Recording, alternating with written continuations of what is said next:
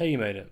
Today I want to talk about the genius that is Jared Wright and the Big Lez Show channel on YouTube. I'm going to get into what I really like about the show and everything about what makes Jared Wright such a genius at creating these cartoons. First of all, I want to get into the art. The fact that all of these slides, especially in the earlier series, were drawn on the laptop pad on MS Paint. Do you have any idea how difficult that is to do? To draw anything on MS Paint with the laptop pad is ridiculous. To draw entire episodes, frame by frame of these shows, yeah, the animation style is not the greatest you've ever seen, but the fact that it's one person doing all this is such a labour of love, and I respect it so much for that. So I'm going to show you just how hard it actually is to draw on a laptop pad. I'm really quite crap at drawing anyway, but this is just to give you a demonstration. So I've got paint up, I'm going to turn my mouse off, and I'm just going to have a go at drawing hello. Let me just write hello, see how hard that is.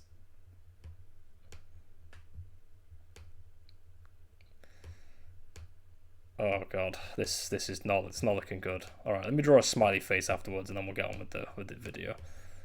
Let me put my mouse back on, just get rid of that. That's just a showcase to you how difficult it really is to draw on paint. I'm not disrespecting anyone who's a paint artist. Like, it is insanely talented to do these kind of things, and I'm really bad at drawing, so it doesn't really show anything. But the fact that he drew frame by frame using the laptop pad never ceases to amaze me every time I hear it. And I'm pretty sure he stayed with paint for a long time. That was one of the first things that really got me about the show.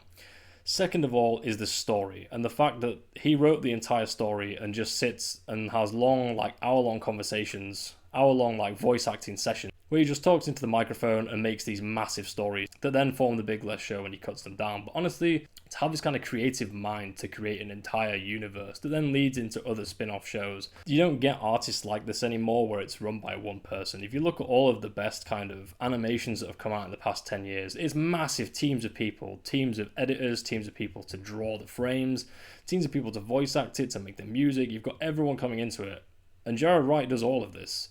That leads me nicely onto the music.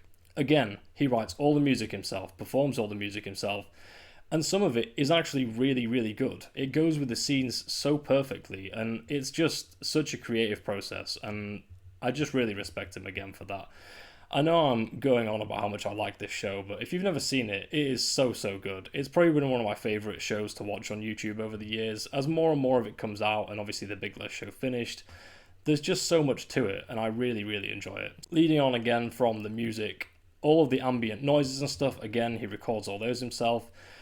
And the last and probably one of the more important things is the voice acting. There's only one or two voices that aren't his in the entire show. The entire show is basically voiced by him. And again, you're probably thinking, oh, well, The Simpsons, the voice actors for that play loads of different people. Yeah, you're right, but they've also got a team of everybody else working on it. There's tons of people in The Simpsons that voice it, whereas in the Big Lez Show, you've just got Jared Wright, and he's voicing every single one of these characters, and it just flows so perfectly. And with The Simpsons, they've got all of those editors, all the directors and stuff working together to formulate all these things to work perfectly. You've just got Jared Wright on his own doing all that. And I've heard quite a few times people saying if this was an Adult Swim show, for example, it probably would have gained more attention and been more successful, but I think that would have detracted from it, in my opinion. I always like that kind of feel of he does all this himself. It's an independent thing. I really enjoy that aspect of it, that it's not been sort of tarnished by a corporation or a corporate look. Like, I'm not saying Adult Swim would ruin it, but I feel like if it had more people working on it, it would lose what makes the Big Lez Show the Big Lez Show. It would lose all that, I think. It would lose that originality, and I don't like that idea. And I'm so glad that he stayed independent throughout this whole time, because it has really worked out well, in my opinion. I'm looking forward to anything else he brings out, in all honesty. I've watched basically everything apart from a little bit of the Mike Nolan show. Every other series I've finished in its entirety. But the fact that he can have like hour-and-a-half long feature film, again, it's always just baffled me how detailed all these things are, and how hilarious he's made it as well. Like, so much of it is just hilarious. It's so funny, it's so well created, the timing of the jokes is done so well. Anyone would think it has a big team of writers behind it doing all these things, but again, it is just him. And I think that's what makes it such a good show. As well as it being really good with comedic timing, all of the jokes seem to land for me. They're just hilarious, and that whole Australian vibe just cracks me up. Like, the characters, the voicing, Like Sassy the Sasquatch is just iconic. So much of it is quotable. It reminds me of the older Simpsons where so much of it is quotable and you remember so much of it because of how like well done it is. But not only does it have great comedic timing, it also has a really, really good story, a very sad story as well, overarching. Like, a lot of it is sad but done in a funny way. Clarence is a big example of this, where he's cast out of his planet for turning into that potato. And it's actually kind of a sad story in general, and he's just bullied to all hell for existing. But you know, at one point he was this big hotshot successful scientist, and it's just parallel between this like comedy and pain that just seems to be going on throughout the show. It's just so funny, but also so sad at the same time. And especially the ending of the Big Lez Show. I'm not going to ruin it here just in case you for some reason haven't seen it.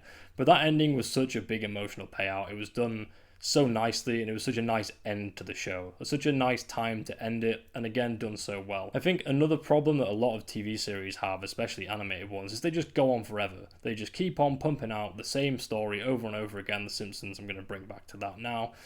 It's ended at the right time. It doesn't drag its feet. It just ends in a nice, succinct way, and that's it. And then he moves on to spin-offs, which honour the original characters and do tie into the original series, but they're not dragging on the original series, which again I really enjoy. He seems to know exactly what he's doing, and just the creativity for all this in general is just really, really good. I don't really have much negative to say about the Big Lez Show in general, in all honesty. Yeah, the earlier series, the art is not amazing, but it's part of what gives it character and charm, in my opinion. It's part of what really adds to it as one of those early YouTube animated series. So yeah, there's been a big praise for the Big Lez Show. If Jared Wright ever watches this, then shout out to you, bro, because these shows are absolutely amazing. Please keep them coming. If you made it this far in the video as well, please make sure you subscribe. It'll really help the channel out. And with that, I want to thank you very much for watching. I'll see you in the next video.